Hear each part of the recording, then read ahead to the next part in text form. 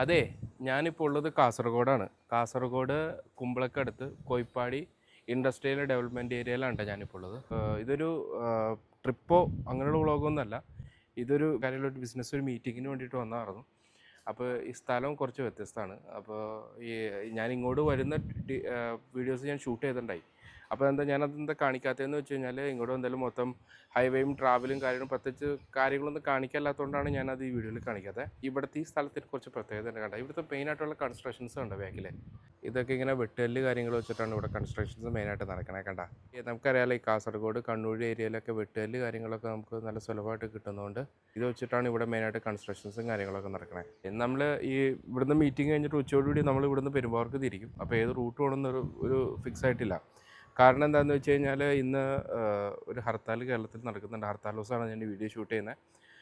ഹർത്താൽ നമുക്കറിയാം, മരണപ്പെട്ട ജിതിൻ രാജന് അനുകൂലമായിട്ട് ദളിത് സംഘടനകൾ നടത്തുന്നൊരു ഹർത്താലുണ്ട്. സത്യം പറഞ്ഞാൽ അത് അങ്ങനെ സംഭവം നമ്മൾ ശ്രദ്ധയിൽപ്പെട്ടില്ല, അല്ലെങ്കിൽ ഞാൻ ഈ യാത്ര ഒഴിവാക്കുമായിരുന്നു. ഇന്നലെ കോഴിക്കോട് വന്ന് ഫുഡ് കഴിക്കാൻ നിർത്തിയപ്പോൾ വാട്സപ്പിൽ നോട്ടിഫിക്കേഷൻ കണ്ടപ്പോഴാണ് നമ്മളിതിനെപ്പറ്റി ഓർക്കുന്നത്. അപ്പോൾ ഓൾറെഡി ഇപ്പോൾ നിലവിൽ ഇപ്പോൾ കണ്ണൂർ പഴയങ്ങാടിയിലും അതുപോലെ തന്നെ പയ്യന്നൂർ ഭാഗത്തുമൊക്കെ ഹർത്താലാനുകൂലികൾ വാഹനം തടയുന്നുണ്ട്. ഈ ഉച്ച കഴിഞ്ഞിട്ടുള്ള സിറ്റുവേഷൻ എങ്ങനെയാണെന്ന് അറിയില്ല. അതിനുശേഷമാണ് ഇവിടെ നിന്നുള്ള മടക്കയാത്ര എങ്ങനെയാണെന്ന് തീരുമാനിച്ചിട്ടുള്ളൂ. ഇവിടെ അടുത്താണല്ലോ നമുക്ക് മാലിക് ദീനാർ മസ്ജിദ് ഉള്ളത്. മാലിക് ദീനാർ മസ്ജിദ് ഒന്ന് പോണ റൂട്ടിൽ വിസിറ്റ് ചെയ്യണമെന്ന് ഉദ്ദേശിക്കുന്നുണ്ട്. അപ്പോഴേ നമ്മുടെ അവിടുത്തെ മീറ്റിംഗ് കാര്യങ്ങളൊക്കെ കഴിഞ്ഞു. ഉച്ചയോടുകൂടി എല്ലാ കാര്യങ്ങളും കഴിഞ്ഞു. ഒരു 12 ആയപ്പോഴത്തേക്കെല്ലാം കഴിഞ്ഞുകൊണ്ട് നമ്മൾ നേരെ ആദ്യം തന്നെ മാലിക് ദീനാർ പള്ളിയിൽ വന്നേക്കാട്ട്. അപ്പോൾ നമുക്ക് മാലിക് ദീനാർ പള്ളിയുടെ വിശേഷങ്ങൾ എന്തൊക്കെയാണെന്ന് നോക്കാം.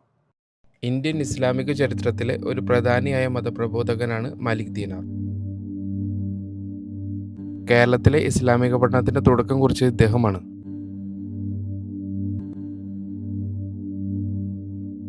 AD 642 വർഷമാണ് മാലിക് ദീനാർ മോസ്ക് ഇവിടെ നിർമ്മിക്കപ്പെട്ടത്.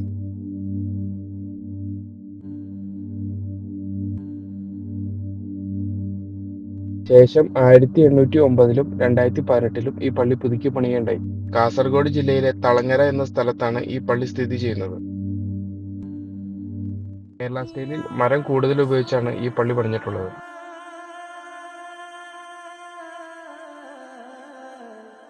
ചുറ്റും കാണുന്ന മറ്റു കെട്ടിടങ്ങൾ പിന്നീട് എക്സ്റ്റെൻഡ് ചെയ്തിട്ടുള്ളതാണ്. പള്ളിയോട് ചേർന്ന് തന്നെ മാലിക് ദീനാർ അവറുകളുടെ മക്കാമും കാണാം. കാസർഗോഡ് റെയിൽവേ സ്റ്റേഷനിൽ നിന്ന് 1 കിലോമീറ്റർ മാത്രം ദൂരം ചെയ്യുന്ന ഈ പള്ളി ദിനംപ്രതി ആയിരങ്ങളുടെ സന്ദർശന കേന്ദ്രമാണ്. അപ്പോളേ നമ്മൾ സിയാറത്തും കാര്യങ്ങളൊക്കെ കഴിഞ്ഞിറങ്ങി കേട്ടാ. കാസർഗോഡ് ഭയങ്കര ചൂടാട്ടോ.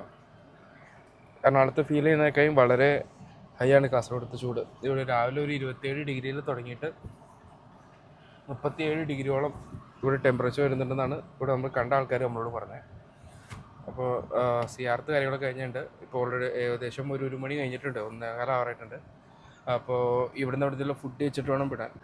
ഇപ്പോൾ എന്തായാലും ഇനിയിപ്പോൾ സമരക്കാരുണ്ടെങ്കിലും ഇല്ലെങ്കിലും നേരെ കണ്ണൂർ കോഴിക്കോട് ആ റൂട്ട് വഴി തന്നെ തിരിച്ചു വരാനാണ് പ്ലാൻ. നമ്മളിപ്പോഴേ പയ്യന്നൂരെത്തി.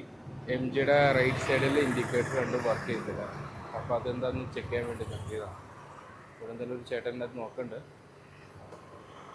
നേരത്തെ കാണിച്ച ചേട്ടൻ നോക്കിയിട്ട് സംഭവം ശരിയായില്ലായിരുന്നു. അപ്പോൾ നമ്മൾ നേരെ കണ്ണൂർക്ക് വന്നിട്ട് ഇവിടെ കണ്ണൂർ MGയുടെ സർവീസ് സെൻറ്ററിൽ കാണിച്ചു. അപ്പോൾ ജസ്റ്റ് ശരിയായിട്ടുണ്ട്. റൈറ്റ് സൈഡ് ഇൻഡിക്കേറ്റേഴ്സ് രണ്ടും ഓണായിട്ടുണ്ട്. പക്ഷേ റൈറ്റ് സൈഡിലെ ഇൻഡിക്കേറ്ററിന് ചെറിയ മങ്ങലുണ്ട്. അതിൻ്റെ ഹെഡ്ലൈറ്റിൻ്റെ ഫുൾ സെറ്റായിട്ട് മാറിയാലാണത് ശരിയാവത്തുള്ളൂ. അപ്പോൾ ഇപ്പം തന്നെ നിലവിൽ 6 മണിയായി. അപ്പോൾ ഇവിടെ നേരെ നമ്മൾ പെരുമ്പാവൂർക്ക് കേട്ടോ.